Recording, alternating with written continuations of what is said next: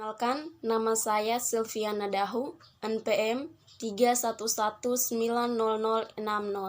semester 4B, mata kuliah Sosiolinguistik. Di sini saya akan mempresentasikan hasil proposal penelitian saya dengan judul Studi Deskriptif Analisis Sosiolinguistik, Karakteristik Variasi Bahasa Ideolek. Bab 1 Pendahuluan 1.1 Latar belakang masalah penelitian. Bahasa mempunyai fungsi yang sangat penting bagi manusia, terutama fungsi komunikasi. Bahasa merupakan alat interaksi sosial atau alat komunikasi manusia. Dalam setiap kegiatan, bahasa dapat memberikan informasi yang berupa pikiran, gagasan, maksud, perasaan maupun secara langsung. Komunikasi adalah penyampaian pesan dan maksud dari seseorang kepada orang lain melalui bahasa. Atau Chair Abdul dan Leonie Agustina 2010 halaman 61 menyatakan timbulnya ragam bahasa atau variasi bahasa disebabkan penutur bahasa dalam masyarakat. Tutur tidak merupakan kumpulan manusia yang homogen sehingga wujud bahasa yang konkret yang disebut peroleh menjadi tidak seragam. Terjadinya keragaman atau kevariasian bahasa ini bukan hanya menuturnya yang tidak homogen, tetapi juga karena kegiatan interaksi sosial yang mereka lakukan sangat beragam.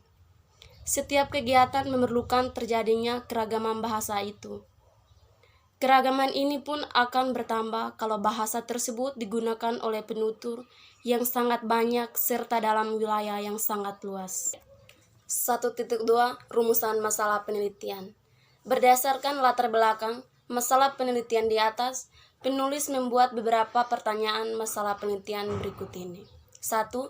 Bagaimanakah penggunaan variasi bahasa, khususnya ideolek mahasiswa kelas 3A dalam berkomunikasi? 2.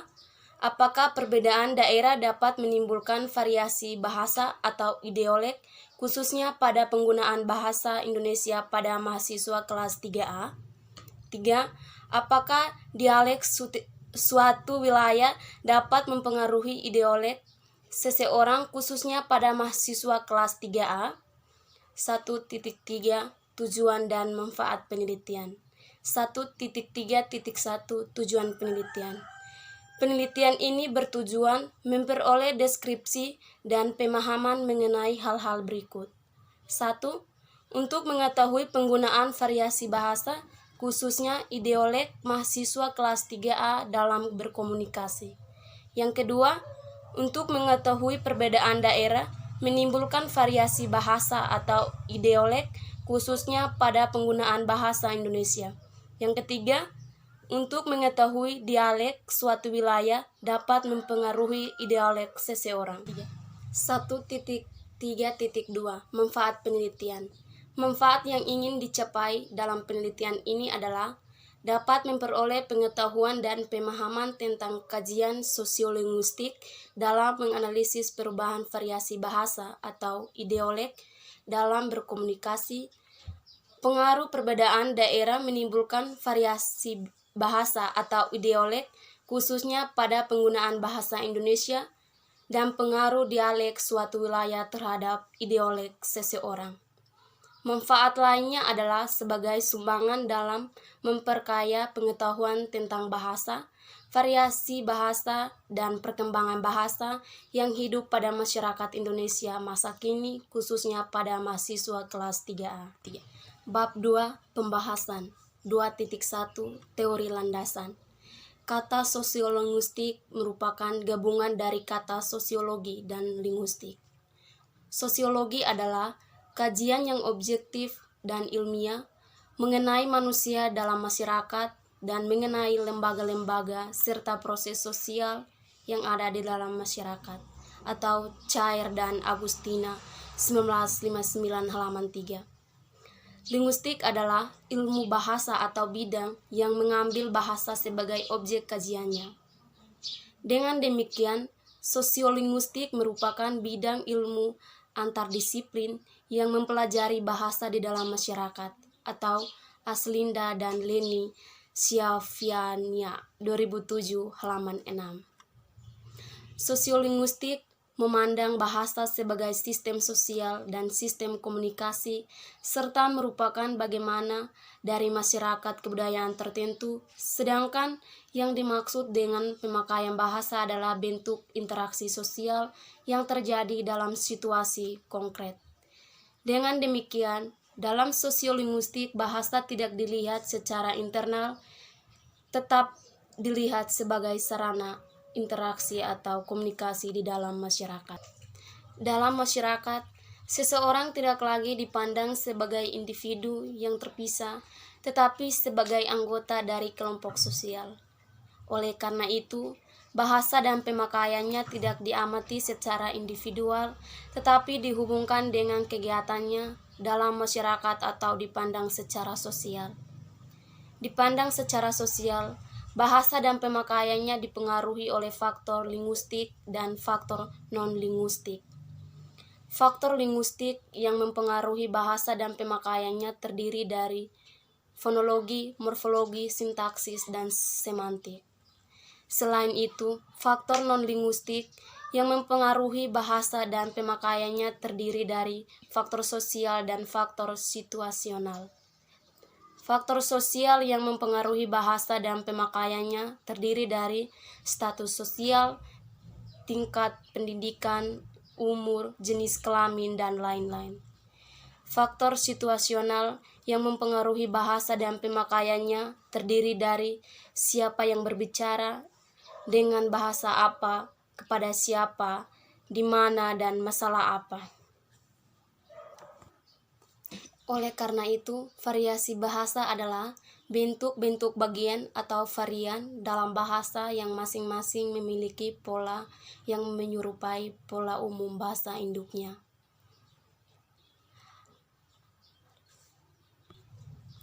A. Latar belakang geografi dan sosial penutur. B. Medium yang digunakan. Dan C. Pokok pembicaraan. Haliday atau Aslinda dan Leni Syafasya 2007 halaman 17 membedakan variasi bahasa berdasarkan pemakanan yang disebutnya dengan dialek dan register. Rumusan yang hampir sama dinyatakan oleh Al-Wasila 1985 halaman 66. Meskipun para penutur memakai bentuk-bentuk yang berbeda, tetapi bentuk-bentuk itu merupakan satu bahasa yang sama, misalnya ideolek, dialek, sosiolek, dan register. Ideolek merupakan variasi bahasa yang bersifat perseorangan. Menurut konsep ideolek, setiap orang mempunyai variasi bahasanya atau ideoleknya masing-masing. Variasi ideolek ini berkenan dengan warna suara, pilihan kata, gaya bahasa, susunan kalimat, dan sebagainya. Warna suara yang paling dominan, karena warna suara kita dapat mengenali suara seseorang yang kita kenal hanya dengan mendengar suara tersebut. Meskipun bahasa sama, tetap akan dianjurkan berbeda oleh setiap pembicara atau penutur, baik yang berhubungan dengan aksen, intonasi, dan sebagainya. Dikorelasikan dengan masalah penelitian yang akan diteliti, yaitu mengenai bahasa seseorang atau ciri khas yang dimiliki oleh seseorang individu dalam bertutur yang disebut ideolek. Adapun faktor-faktor ideolek diantaranya yaitu A. Tempat tinggal. Seseorang yang tinggalnya di tepi pantai mempunyai warna suara yang berbeda dengan seseorang yang tinggal jauh dari pantai. Begitupun seseorang yang tinggal di kota ataupun di desa. Karena faktor gemuruh, ombak, dan kendaraan yang lalu lalang menyebabkan mereka harus berbicara dengan nada yang tinggi. B. Lingkungan. Seseorang yang tinggal di lingkungan baru akan meniru ideolek orang lain atau lingkungan tersebut secara tidak sadar. Misalnya, seseorang yang berasal dari Jawa tinggal di lingkungan Sunda ketika bertutur akan terlihat kejawa-jawaannya. Bab 3 penutup. 3. Prosedur penelitian. 3.1 Metode penelitian. Metode penelitian yang digunakan dalam penelitian ini yaitu deskriptif analisis. Heriadi 2010 halaman 42 mengemukakan penelitian deskriptif adalah penelitian yang bermaksud untuk menggambarkan mengenai situasi atau kejadian-kejadian suatu subjek yang mengandung fenomena. Penelitian dengan menggunakan metode ini lebih bersifat survei yang mengakumulasi data dasar atau suatu subjek, kemudian membahas data itu secara analitik hingga menemukan jalan keluar untuk fenomena yang ada dalam subjek itu. Prosedur atau tahapan penelitian dengan menggunakan metode deskriptif analitis adalah sebagai berikut. A. Memiliki permasalahan yang cocok dengan metode deskriptif analitis. B. Menyusun instrumen atau rambu-rambu pengukuran. C. Mengumpulkan data. D. Mendeskripsikan data. E. Menganalisis data. F. Merumuskan simpulan. 3.2 Lokasi penelitian. Penelitian ini dilaksanakan di kampus Universitas Siliwangi, tepatnya di ruang perkuliahan K15. 3.3 Sumber data. Sumber data dalam penelitian ini adalah data hasil wawancara yang dikumpulkan berupa percakapan dengan mahasiswa kelas 3A. Sumber data yang akan diambil dikhususkan dari perolehan percakapan dengan beberapa mahasiswa kelas 3A.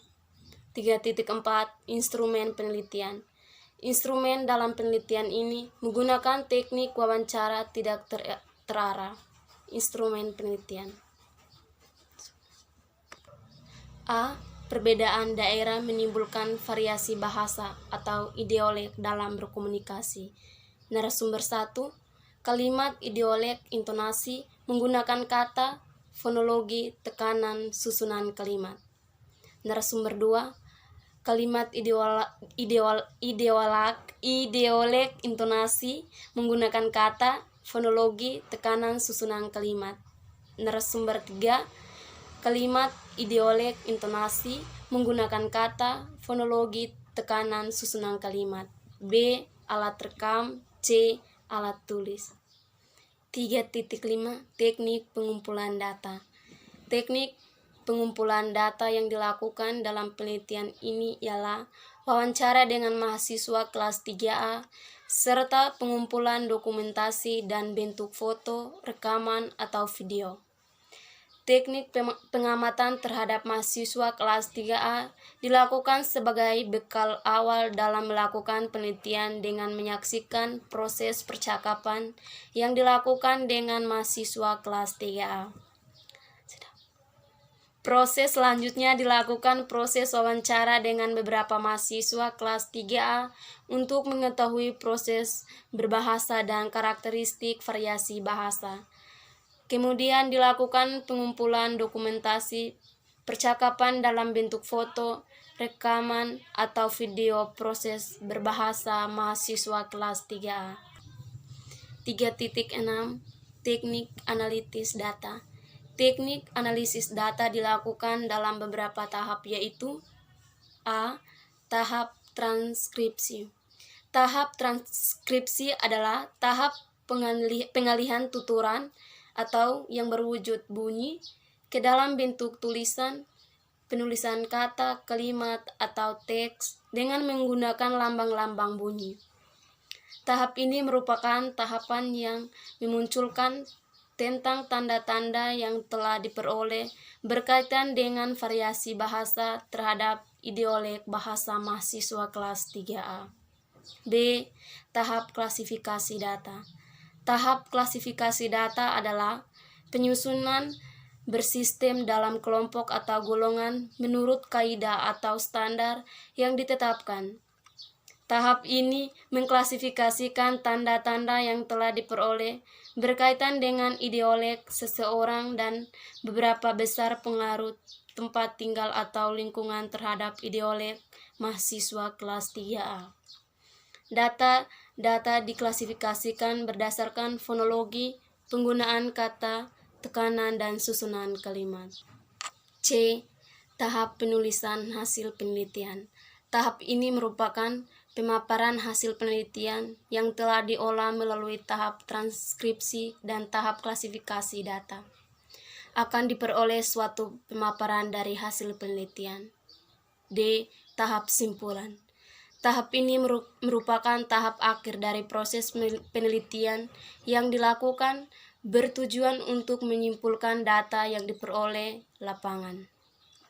Sehingga dapat disimpulkan, penelitian yang kami lakukan untuk mengetahui beberapa besar pengaruh variasi bahasa atau ideolek terhadap ragam bahasa mahasiswa kelas 3A. 3.7 Waktu penelitian. Penelitian ini dilaksanakan selama 2 minggu, tertanggal dari 22 November sampai 6 Desember 2013, tepatnya pada proses perkuliahan di ruang K15. Awal tujuan saya ambil judul ini karena saya ingin mengembang bagaimana kita menggunakan bahasa dan intonasi yang baik dan juga tutur kata yang lebih baik lagi. Jika saya diharuskan mengambil judul ini, saya harus melakukan lebih baik sebiasa mungkin. Sekian dan terima kasih.